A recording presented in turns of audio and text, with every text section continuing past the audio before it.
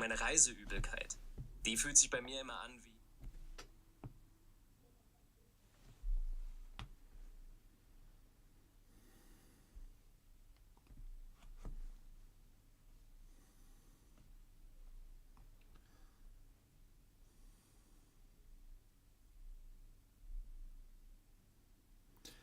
Yolan True, and welcome to another exciting day in our galaxy. No, you're not on the wrong channel. I was just filming too many Star Trek videos this weekend. Good evening to those in Europe, and good morning and whatever on the rest of the world. Happy to see you again. So my birthday weekend is over. That was last week. Now I'm doing my live streams again. And I have to start with saying hi, Ali, and hi, Roseanne. And hi, Chatty Red. Eddie, seriously, one day I have to do my live stream from your dinner table. But I guess it was Bavarian Sauerbraten and not Rheinischer Sauerbraten today when you got it from a restaurant nearby. But it always sounds great when you tell us about your dinner menu. I quickly have to click something. There's always so much going on when I'm starting this. And so I need some more stuff for later. But this week I quickly want to go back to a few videos I did this week on the traveling part, because there was some fun stuff in the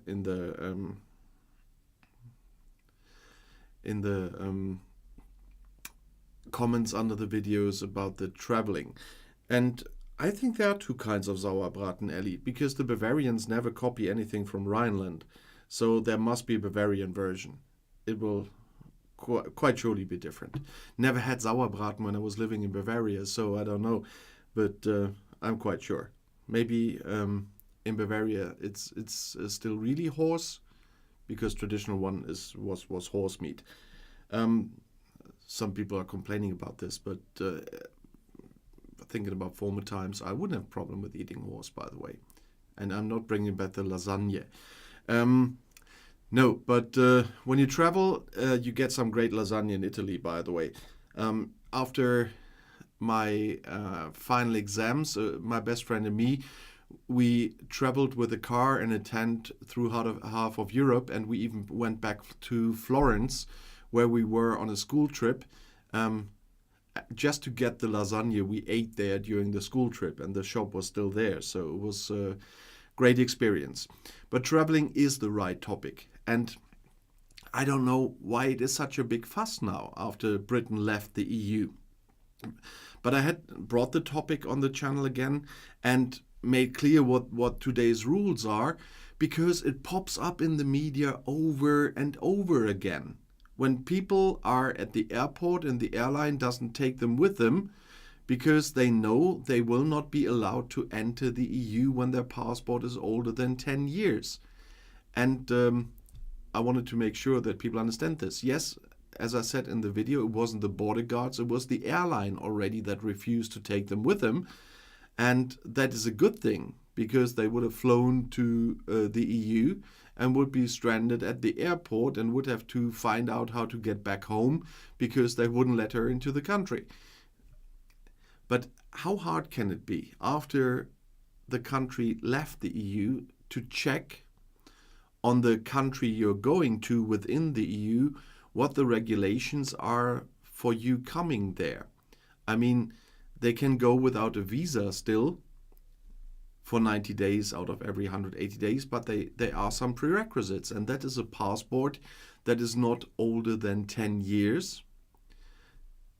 The passport must be valid 3 months after departure from the EU, and that's all on the websites. And I said on purpose, the website of the country they're going to, because they don't only have to check the EU website, they have to check the country's traveling website they're going to, because even if a lot of people still deny it, the member states of the EU are still sovereign when it's about traveling to their country. They have some obligations they agreed to that are valid EU-wide, but the countries still do make decisions on their own. And even the EU regulations none of them has been made without the consent of those member states. And just bringing back the sovereignty part. I saw Richard has joined as well. And Katrina, good evening to both of you. But this traveling thing is obviously still a big topic. And a lot of people are ending at the airport and cannot fly because of this. And that's the part I don't understand personally. Because everybody can Google or Bing or whatever and find out what is going on when they check this.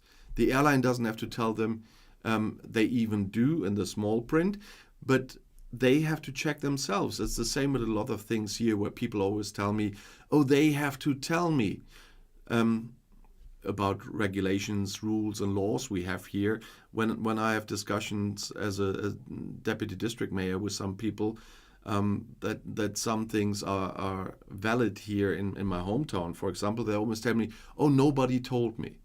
No, they don't have to come to your home and tell you about every law and regulation. It's everybody's duty to inform themselves about what was going on, what is allowed, what is not allowed, and stuff like this. And it's the same with the traveling part, and it's not difficult. Google the foreign ministry of the country you're going to, and there's a list of what you have to comply with. It's the same. Some EU countries will tell you that you have to have a certain amount of money, either in your bank account, which you can show at the airport as well, or in cash for the duration of your stay.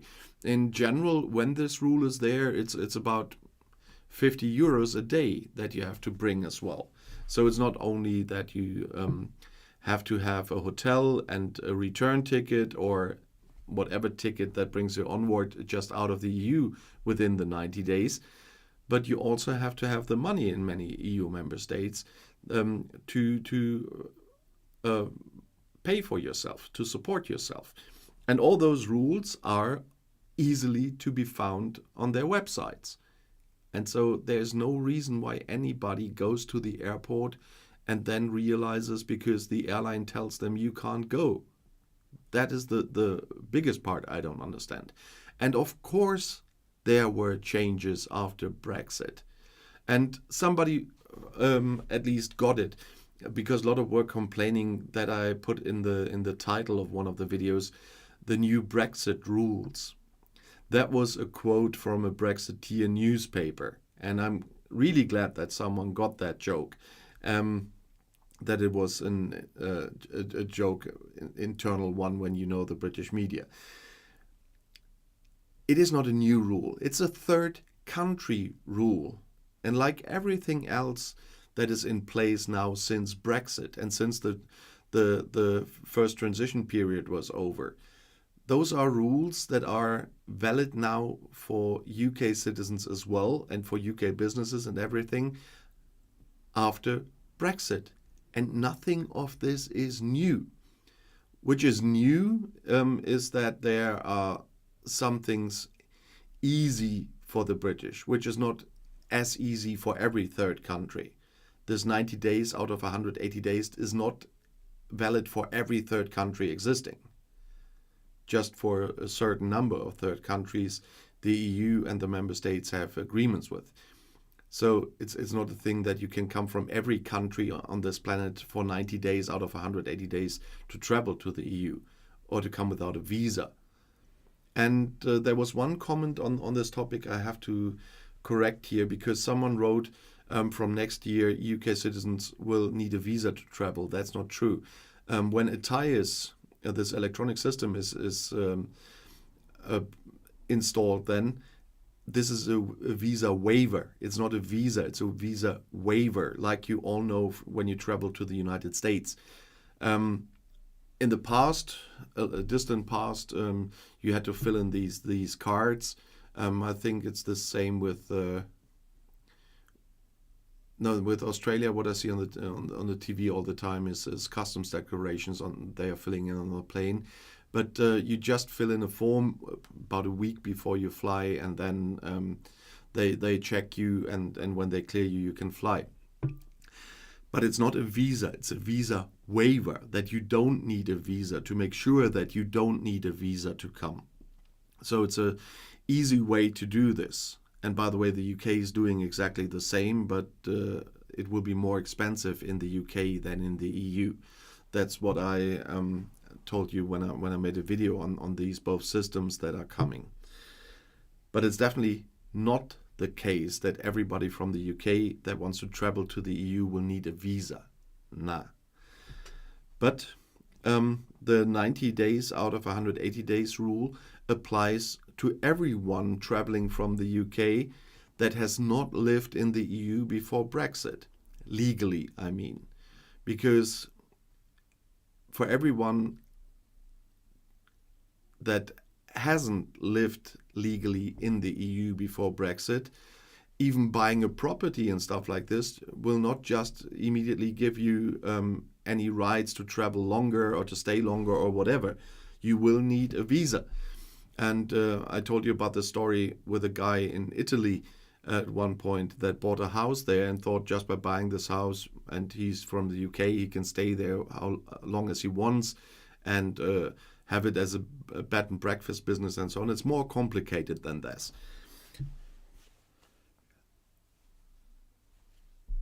I was just stunned for a second. Please forgive me. There are some more people. Hi Derek. Hi Aryan. Hi Pat. Hi Pat. And hi Cthulhu. You made it. And I hope you do feel much better at the moment. I saw the comments you wrote. So I hope you're not only awake, but you're absolutely fine today. Visiting us here on that live stream. But that was just a small recap on the travel thing, and I'm quite sure the topic will come up again, and then I'll be happy to repeat the regulations that are in place as well for the UK now with the passports. I did this several times already, and I will do it again, so that to make sure that nobody will make the same experiences on the airport because they didn't inform themselves. I'm trying to help here. And Pat, thank you. I traveled to Australia recently. Visa application was online and free. It also included a basic customs declaration. All was completed and sanctioned within 24 hours, absolutely seamlessly. Yeah, and that's what I expect from the Italian system and from the British system as well, as soon as it's working. With the customs declarations, I included something in one of my videos as well about food again, because that is something that changed for the British, but it's not a new rule either, and that is about meat and milk products. Nobody from a third country is allowed to bring those to any EU member state. And that was the fun part with the sandwich and the Dutch border guard and the welcome to the Brexit, sir, and the cheese and ham sandwich. It is not a new rule. As I said, with all those rules, they are not new. That applies to every third country. And there was another question about the kind of sovereignty of the member states and immigration that I don't want to miss. There was one question: if somebody from one member state commits a crime in a member state and after he passed his sentence and was jailed or whatever and gets free again, will he be expelled from the EU member state? Yes. It's not that they have to let you stay for whatever you do. That is the thing with the sovereign countries and the countries still in charge of their whoever comes to their country. There are some basic rights for EU members on that were put down on EU level, but those rights have limits. And of course, you get expelled from a member country to your home country if you commit crimes there. They don't have to take that. And I just can repeat that. Every member state, and that included the UK when they were a member, are sovereign countries. They are just making sovereign decisions on giving some stuff to the EU. But every decision made on EU level is made with the consent of the member states. That is the European Council. That's where the member states are, where the governments are directly included in every decision. And so all the Brexiteer stuff about they did that against the will of the UK, nothing at that time could be done against the will of the UK. There are a few things now with majority voting, but I made a full video on that, on in which cases that can be at all. It's not many, it's far too few for my taste. I would prefer many more majority votes there, because this unanimous votes are causing many troubles and are causing that things take longer in the EU than they need to. But everything that happened with the consent of the UK. So there was nothing Brexiteers blamed the EU for that wasn't done by the UK itself. And most of what they blamed the EU for was stuff that was decided in Westminster anyway and never on EU level. So that is an old thing, but I didn't want to leave that out. But we should get back from my recap of those travel videos to the current stuff. And although it's in general not that current, because talking about Nadine Dorries. Nadine Dorries said she would resign from Parliament when Boris Johnson resigned. But somehow she didn't. But now she finally did. And then she completely hit on Rishi Sunak. First of all, she probably only has submitted her resignation because she was criticized a hell of a lot, because she hasn't so far, because all the others that resigned with Johnson already, we had the by-elections there. We didn't have it in her constituency. I'll come to that a bit later. But now, finally, on Saturday evening, she wrote on X, I still don't get it, but formerly Twitter, that she would resign now, or she did resign now. But she didn't follow through with it in the first place. But there's a lot of turmoil in the Conservative Party anyway. And you remember she was culture minister.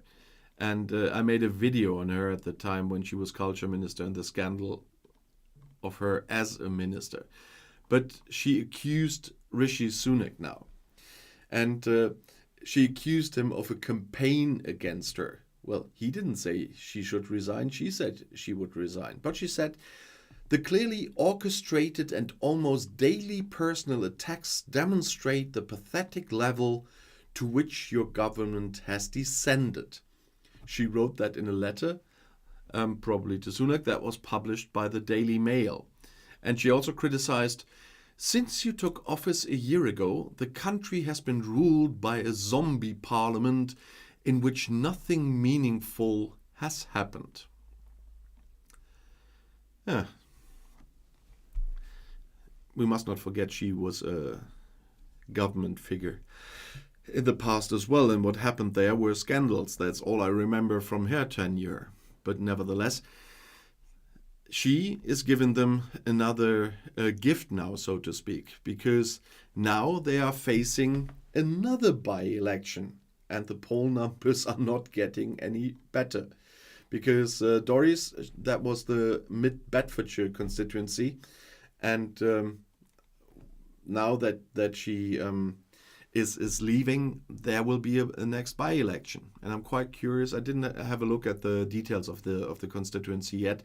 But I will. And then I'm still quite curious how that will end. But of course, the whole anti-Sunak stuff has its reasons. If you remember my video on the House of Lords list, yeah, you know Boris Johnson's famous list, Tories, of course, blame Sunak of blocking her and that she wasn't appointed to the House of Lords for life. Because I don't even get it, but she has been part of the investigation of the Partygate affair, and also has called the committee a kangaroo court, as Johnson did, and she also spoke of that witch hunt and everything. So of course we know what kind of woman she is, but now she's hitting back, but for the last time, for the moment at least. We will not know what happens after the next general election. If the poll numbers stay the way they are, and the ones I checked this weekend, I think the Labour was even 25% ahead, or percentage points ahead. And if I have enough time, I will make a little fun thing this week. I will try to make a video. If I can't manage this week, I will do it the week after, but as soon as I can, but I try this week. I will make a video with the current poll numbers. How the result, or what the result would look like with pure proportional representation and with our German hybrid system. I did this for the 2019 general election, where Johnson won a big time with a first past the post system. And I just want to show you what these poll numbers would mean with pure proportional representation and our German hybrid system. Could be a fun thing. The hybrid system is a little bit more difficult, so that's why I said if I find enough time, I'd have to do some more research to find the probabilities if they to take the constituencies at the moment as they are, as the so-called first vote. We have 2 votes in Germany. One is for the candidate in the constituency, and one is for the party overall that decides how many seats a party gets in parliament. So that's a little bit more difficult, and that will be the less exact one because it's at the moment hard to predict who takes which constituency, but I'm going to work with a few of probabilities there, just to show that it still would make a difference to first past the post. Also for Labour, by the way, because if the numbers stay as they are at the moment and they can bring that momentum to a lot of constituencies, they can have a big win as well, which I don't expect, by the way, but they could, like Johnson did in 2019. If you go back in time in my playlist, you will find the video, and it is, let's say, an interesting thing that Johnson would not have won with a different voting system. But this voting stuff is quite interesting. And I see a few more people have joined us. Good evening, Sock Juice. Is that your phone number, 274727? Hi, Verti. Hi, Mario. I have to take off the glasses because that's the glasses to read there. And when I have to look here, it's worse. Nevertheless, I will try this little experiment, but if you want to know the numbers from the 2019 election, the video is still in the playlist. When the hackers attacked, I had to repair a lot, and the live streams were gone for quite some time. Not all live streams are still there because the hackers tried to, and did that in the first place, to get my channel deleted by doing crooked live streams. And so my live streams after the repair were affected as well. And so they are not all there. But the videos I checked were still there. So you should still be able to find that video on the 2019 general election. I did this not too long after the election, so just go down the live, not the live stream, the playlist, and you will find it in the 2019, early 2020 section. But Nadine Dorries wasn't the only problem for Rishi Sunak this week. But before I go there, I quickly need to do something against the dry heat here. That is, as usual, in my studio. And it got a little bit cooler in Germany, but this week was quite hot again. On my birthday, in the morning, I had an official appointment still at the opening of our new firehouse here in my borough. And I was there officially. That means a suit jacket, shirt, and so on. And I don't know, I was soaking wet within minutes at this weather. That was really not my cup of tea, because I'm kind of like I'm coming from Verti's place or so. I'm kind of a Northern European. Everything higher than 20 degrees is not my thing. I mean, on holidays at the beach it's one thing, but not here in my place when I'm working and have appointments and stuff like this.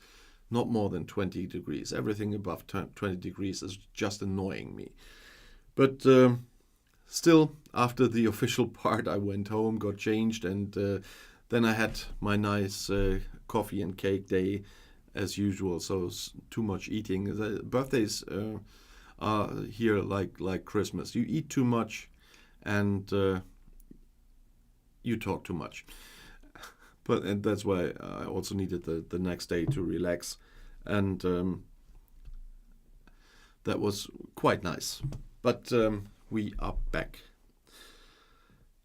But I started with that Sunak did not only have Nadine Dorries as a problem. He also, once again, broke the code of conduct for MPs. And everybody was writing in the British media and in the German ones that he has unintentionally violated the code of conduct for MPs. And once again, it was about his wife, Akshata Modi, you remember, and their financial interests in a childcare agency that was supposed to benefit from a government measure.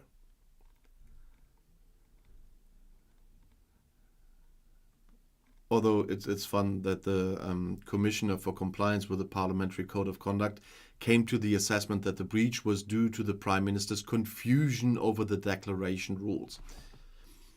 I'm just asking you, how can a Prime Minister be confused about those rules if he was already in trouble because of these rules? I mean, we all know he's considered the wealthiest head of government in British history, and that means something, knowing who is usually getting in Parliament at all, especially in the Tory party, and that a lot of this has to do with his wife. But already in 2022, he got into trouble because she benefited from a special legal status that allowed her to pay taxes in India instead of Great Britain. And that was when she held the 0.9% stake worth around £500 million in the software company Infosys. And after that, she already was involved in a childcare thing that got Sunak in trouble. So how can that still happen?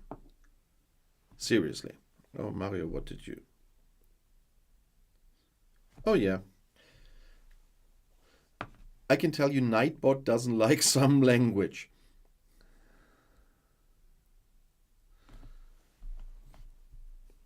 Working at home sucks if you're a firefighter. Well, maybe at some point you will be happy to work at home if your house is burning and you can save it yourself. That might be some advantage. And thanks for the happy birthday still. It was last week, but thank you nevertheless. And was nice. Oh, talking about when I was talking about the birthday and the official stuff as deputy district mayor.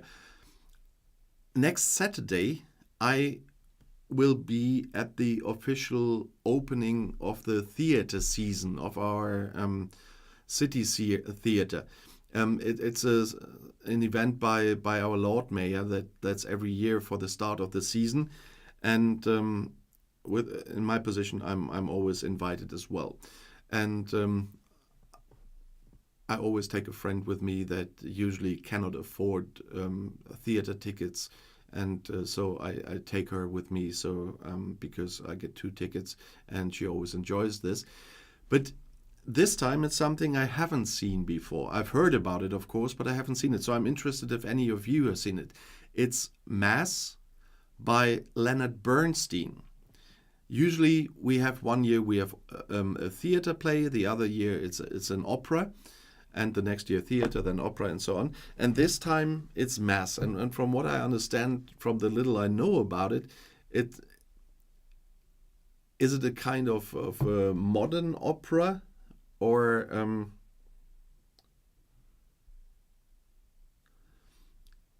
is it just a dance and music combination? I don't really get it. No, Bertie, we have theater in the summer, but for some time they close for maintenance and stuff like that, because most people are gone then for holidays. But at this time of the year, in September, October, we always start the new season where all new plays are coming. The whole season is planned beforehand, of course, and they rehearse the new stuff in the summer when it's closed for maintenance and for rehearsals. And as Ellie says, we have open air stages all over Germany, here in my area as well, where you have a lot of theater performances and operas in the summer. We have a lot of them here in my area as well, and in Ellie's probably as well. And so you can watch theater plays and so on all over the year, just in different locations. And we have kids theaters as well, and open air cinemas right in front of our palace. We have a palace here in my hometown that was named after the last emperor, and there's the university is in there now, and there's a major screen out there, and a big open air cinema in the summer as well here. So you have a lot of things to see. But so thanks, Katrina. So you say it's a musical rather than an opera? Okay, I'm quite curious. We have 2 new directors. No, Mass Cthulhu, not Mesh. One director for the arts and performances, and one for all the technical and financial stuff. And so I always expect with new directors that there could be something completely new on the program as well, and that's why I'm asking. I just saw a few snippets of Mass on YouTube, and when I read it, I always get an invitation where I already can see who's performing and whatever. Some boys and girls from one of our local schools are there as a choir this time as well.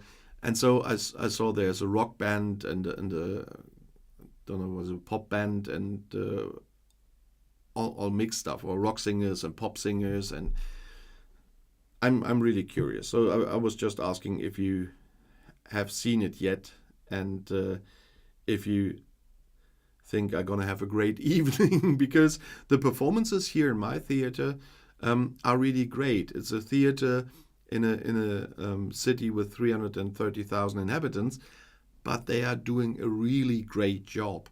I've seen a lot of operas there over the years, for example, and despite the singers that are coming from all over the world, I really like how they put that up, and so it's really nice.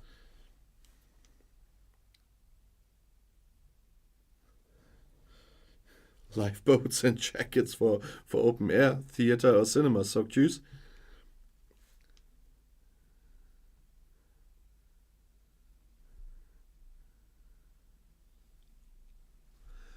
Nevertheless, if nobody has seen it, I'm just letting myself being surprised then next week.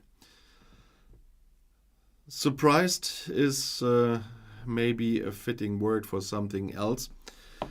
You will all remember how several members of this government complained about the EU blocking them from Horizon. So the EU research program there. And now the government in London is playing poker with it still. And that means that they are really playing with the work of their own scientists. They were always complaining that the EU did not let them in while they were not fulfilling their obligations from the Northern Ireland Protocol. And the EU said, while you're not fulfilling your parts, we are not giving you anything we just can give you. And Horizon, despite the claims of some Tories and government members, it was not a guarantee in the TCA that the UK will take part in Horizon. The TCA just says the EU can include the UK in Horizon, and not for free anyway.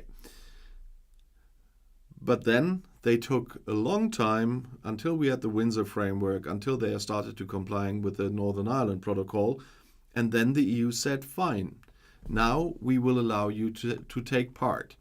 And now they are still negotiating on their readmission to Horizon. And the EU would like to get that done before they put up their next budget in September, but the government in London is still hesitating for electoral reasons. But the scientists say failure would set European research back in competition with the USA and Asian countries.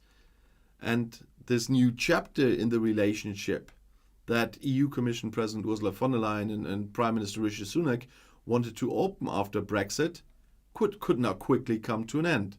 Because this should have been solved long ago. And as I said, after Sunak and von der Leyen settled the dispute over the Northern Ireland with the Windsor framework, both announced immediate talks on Britain's new full membership in the EU research program. And now they are discussing money still. And the UK says, we want a discount because of the time we didn't take part in it. First of all, whose fault was it that they didn't take part? It wasn't the EU's fault, although of course they blame the EU for this again. But they better listen to their scientists, because leading scientists say joining is essential to the UK's competitiveness in science. And there was some polling. Yes, Cancer Research UK found that 75% of supported an association to Horizon, compared to 11% that want a UK-based alternative. And that was a poll of experts. And there you see how much faith they have in the UK own alternative. Of course Horizon is better because it's scientists from not only all over the EU but other countries as well taking part in one big program. And of course working together is always better than working alone. Well, we told these Tories that before Brexit, but still they wanted to go it alone. But nevertheless, they were complaining about Horizon all the time because even they know it's better to be in Horizon and do something themselves. And now they are still discussing. Just because they want some victory over the evil EU here instead of doing what is necessary. Just to say in the next general election, we have fought the evil EU hard. And that people still fall for this BS, that is the unbelievable part of it all. But looking in the comments under my videos every day and knowing how many I still have to phase out of being visible, there's a lot of people still out there that are quite delusional, I can tell you that. But, and I have to say this again because of a stupid comment right in the beginning of this live stream, and I don't know if it was meant this way, but nevertheless, on my channel, there is nothing anti-British, and I am not anti-British. I am anti a certain group of people that are doing the worst for their own country. I have a lot of British friends. I have British family even. And I have lived in the UK. I do like the country. I do like many of the people there. But I absolutely despise a certain group of people there. And that's people doing the worst for their country out of their own, just for their own good, and falling for populism and spreading populism. That is the people I am anti, but I'm not anti-British. There's a lot of good in Britain. Unfortunately, this government and their friends are doing everything they can to bring up the worst every day and to bring up so many bad news out of the UK that I rarely have a chance to bring positive politics videos here at the moment. And my long-term viewers like Cthulhu and Sockjuice and Verti and CJ and Ellie and so on, they will know that if there's something positive, I do report on this. But they are making it really hard for me to do so. Because what they are bringing at the moment is hot air or damaging the own country and damaging the livelihood of their own people. And that's what's making it hard to bring anything else on this channel. And as I said, my goal is to stick to the facts as much as I can. Nobody's perfect, and nobody is 100% objective. Nobody can. And I will never be 100% objective with a certain group of Tories. But they are making it really hard to bring positive things from politics. Of course, there are other things that have nothing to do with politics, but this is a politics channel. And so I'm not talking about decisions, about some fun stuff of some tiger baby born in some zoo or something. That's not the point of this channel. I'm talking about politics and the political decisions behind this and the consequences of political decisions and what that does to the people. And if they would finally do something good, I would talk about it. But I'm not seeing much. Sorry for that one, but rant over, I have to say. Although there's always a chance that one's coming back while I'm talking about this stuff. But nevertheless, oh yeah, I just realized that was that's a very old logo. That was the very first one, but I still like my stuff from that time. And my logo is changing over time because I never have the feeling that I found the perfect one. I have a very good one at the moment, I think, because it makes you a little bit think why this logo is for a channel with my name. And of course, at the moment, it really fits with my work on my Star Trek videos. Although it's not a suit they would use there because it would be a few hundred years too old. But nevertheless, it fits there, and so that's my logo at the moment. But I might still have another idea at some point. But that doesn't mean that I put my stuff away, because I'm wearing my merch clothes myself, and even with the old logos, I don't mind. And I still use my mugs, of course, because I like them myself. At least somebody has to like them, and I do. Which reminds me that I need to talk to Morgi, because I always forget to put in those commands during the live chat when I'm talking.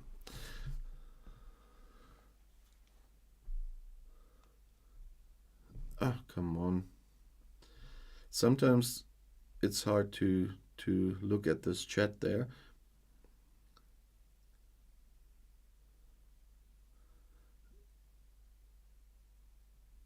Yeah, James, I found something about the brain drain as well. I don't know if I get there today, because I always have a long list of stuff for the live stream, but the time is flying.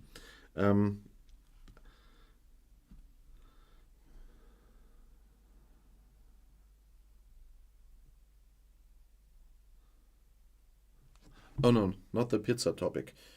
I know this. With pizza, I didn't make friends on Max's channel, definitely, because I love pineapple pizza. Just to mention it once. But I don't want to start the discussion here. I've seen on Max's channel a lot of time. But there's another fun thing, by the way. Maybe my UK viewers can tell me if that's true, because I got an information from Swiss media, because they are saying, let's start there. A Swiss tourist was amazed when she was on holidays in London and Brighton, and she must have told that Swiss media, because she said, I've observed that about every third car still has an EU logo on the license plate. I mean, it's now more than 3 years since Brexit. So the United Kingdom has not been part of the European Union since February 1st, 2020. And that's why the Swiss was wondering if that might be some kind of silent protest against Brexit. And Swiss television correspondent believes that there's another reason, when he was asked by a Swiss newspaper. And he just said, changing a number plate can easily cost £60 or more, and the effort is considerable. And in his view, this is the main reason why cars with EU stars still can be seen on the British roads to this day. And he says Britons would have probably other concerns than worrying about the EU flag on their car number. I mean, the Tories will probably not like that, but they didn't ban the EU sign, though. I mean, knowing our government here in Germany, I would be quite sure if we were the ones that left the EU, which would have been completely idiotic, I know, and it will not happen. But because that would kill our economy. But as far as I know, our governments, they would definitely, meanwhile, have put a ban on those license plates, because they are not the legal ones anymore, and there would be a transitional period, but they would have made a transitional period until you were forced to exchange it. That reminds me that after the election in Britain, I still have to exchange my driving license. I still, for those, Ellie will know, and some others, I still have the pink one. And I don't have the EU one yet. But I didn't have to yet. I do have until some time in 2025 for the exchange. But I was always afraid that they kick something out by forgetting to put it in, that I'm allowed to drive, because younger people that made a driving license later than me are not allowed to drive many things I'm allowed to drive. And so I really have to take a very close look at what they're doing when they do it. So I still haven't done it, but I still have some time. But we have a thing. If I don't do it in the time and get caught with my old driving license later, they will charge me for driving without a valid license. But the license plates in the UK, what do you think? Could that be from some people be protest against Brexit, so that you think Leave voters would still have their EU license plates to show that they never wanted to leave the EU? I don't think that this is too far out in cases of many people. It will not be all of them. And the thing with the costs and all the hustle with exchanging them is, of course, a very legitimate one. But I can really imagine that there are a lot of people in the UK still using those license plates just out of protest against Brexit. Because reading from UK citizens in the comments under my videos that voted to remain, I really think they would keep that license plate as long as they can, just out to annoy Brexiteers or whatever, and to show that they still want to come back to the EU. Although it's not such an easy thing. I mean, I have told you in a video how that would work even if there were a referendum and the UK wanted to come back to the EU. It would not be just an easy thing. It would be quite complicated, especially not as complicated as it could have been, because they didn't scrap all EU laws in British law, just 600 instead of thousands. So that would make it easier. But still, there were a lot of changes also in immigration law and so on. And you know that I said all EU member states are sovereign in their immigration law, but they are still the EU-wide rules the member states together brought up.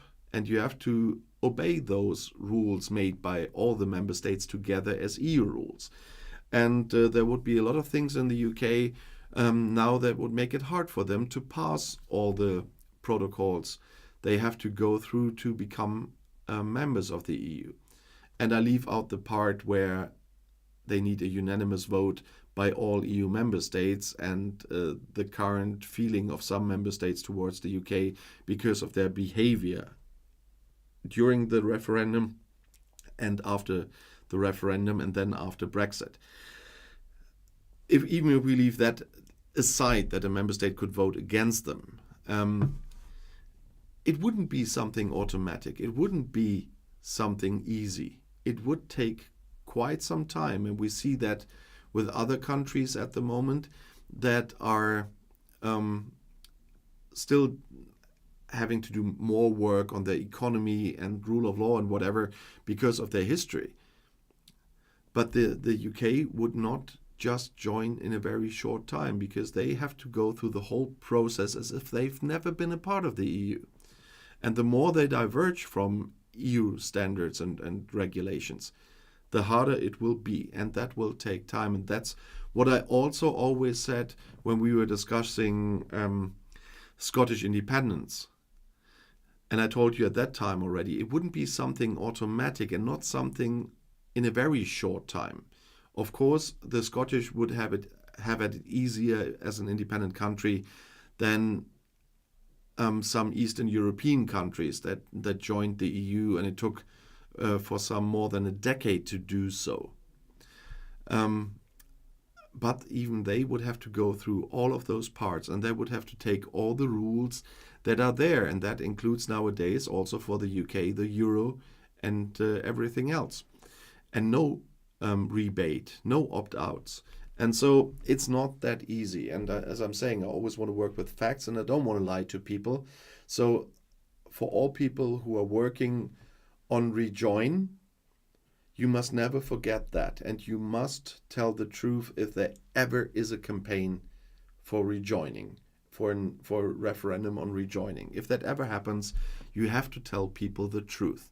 Otherwise, that wouldn't be any better than what the Leave campaign did in the first referendum. What do we...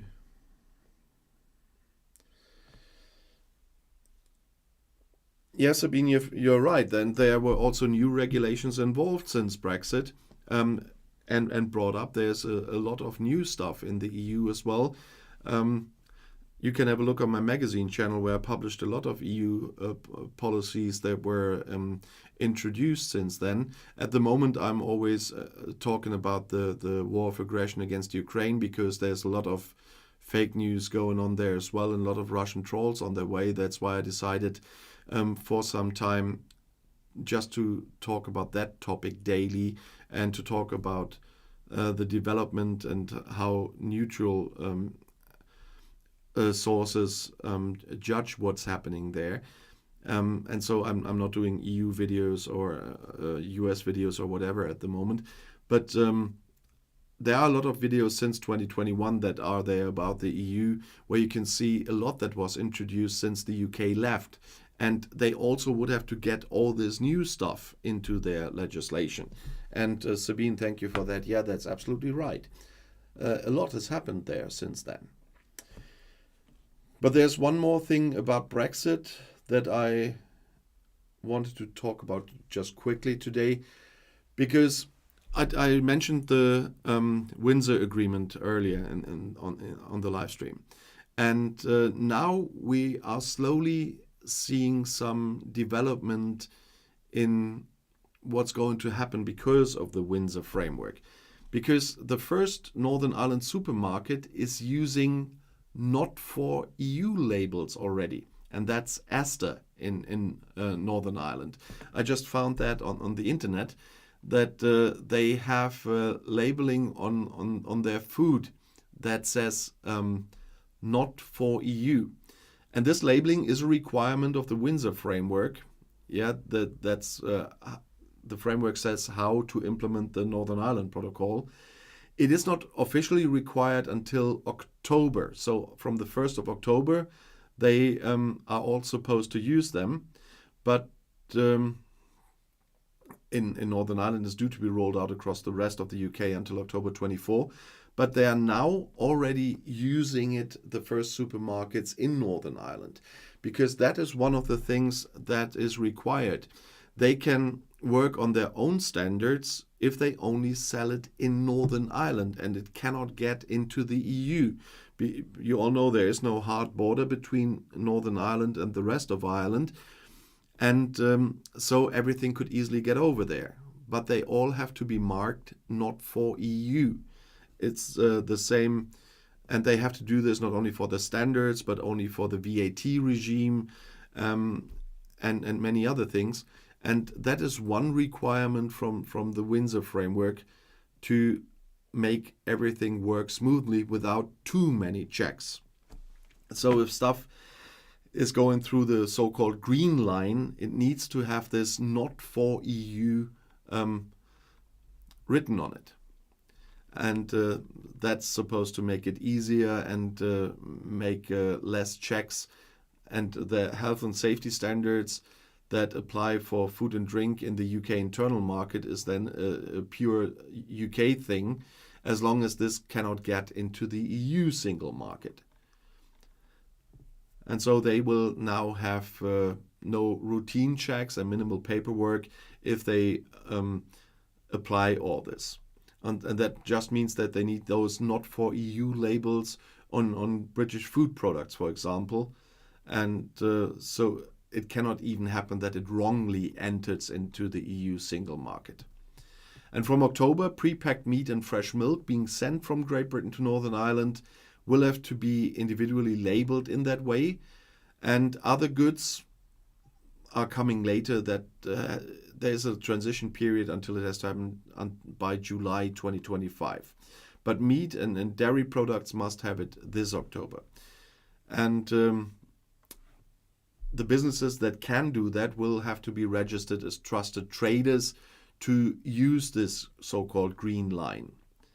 And Asda has introduced this labeling on their own brand meat products so far. But so at least they are fast and will not have to do that stuff last minute. But others always said, we don't know if the retail industry has enough time to prepare for this labeling changes. So Asda has just shown that you can if you want to. But the British government, as usual, said they will put a light touch approach on this So they will put, I hope it's not a light touch as with their own checks, because as you all know, the checks from goods coming from the EU to the UK, they are still not putting the checks in place as they are supposed to. But I hope they will not do that with those labeling requirements until otherwise they will break the Windsor framework again. And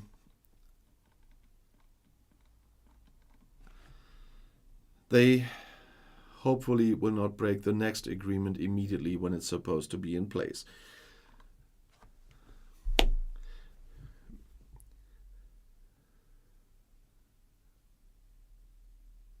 Oh, Sock Juice, you have to go? Live long and prosper? Yeah, I'm one of those who can do that. But I didn't want to talk about Star Trek at the end of my video. I quickly have to go a bit down because I was talking too much again. And I have to skip some things I was looking for. But I'm looking for something special, and there it is, because I want to end the live stream not with politics,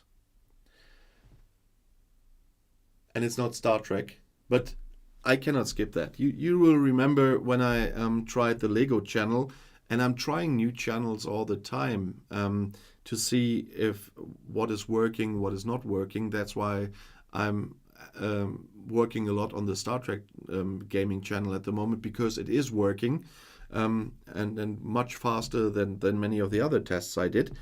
And but you will remember all the Star Wars Lego I had here, and the news came from London, and so I wanted to include it because I know some of my viewers are Star Trek fans, some of my viewers are Star Wars fans, and some of my viewers are fans of both, like me.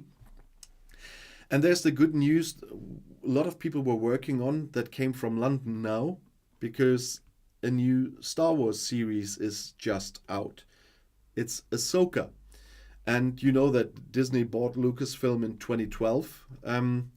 And they had a lot of series now, like The Mandalorian, The Book of Boba Fett. People like The Mandalorian a lot, and they didn't like The Book of Boba Fett that much, although I also agree that it had some good parts, and some people were not so fond of the last season of The Mandalorian. But Ahsoka just started on August 23rd, and it took place after the events of Episode 6, The Return of the Jedi. And that's why I'm really looking forward to it. I haven't seen it yet. I was working too much. I didn't have the time to see the first episodes, but they are there, and I still want to tell you about it. The ones that love Star Wars, I know, Ellie, you don't, will know that the Empire has fallen and the new Republic is taking over there, and that's the time of Grand Admiral Thrawn. You might have seen the parts with Ahsoka in The Mandalorian already, and the discussion about Thrawn. And now there's the story is evolving there, and Hera Syndulla is coming back in this live action as well. You know her from Rebels, and so there's a lot of nice stuff here. And what might be interesting for you, Ellie, this series with Ahsoka is very, how do I put it in English, woman dominant. So a lot of the main characters there are women, which I think is great after a lot we saw. And so I know that I have a lot of female viewers, and I think that, and I know the discussions that are sometimes happening in the comments and about the role models and stuff like this. And I think Ahsoka can do a really good job here, and that's why I included this as well, to show strong women. And even if you don't like Star Wars or Star Trek, this might be intriguing for you to see a lot of strong women here.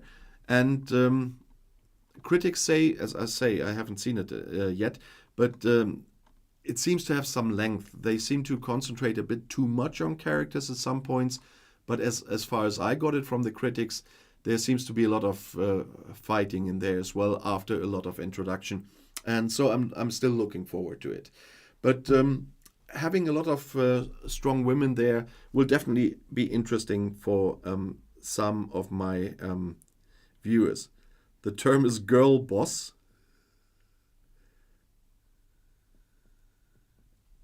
Oh, now it's getting started. But nevertheless, I love Star Wars and Star Trek, and I'm looking forward to Ahsoka as well.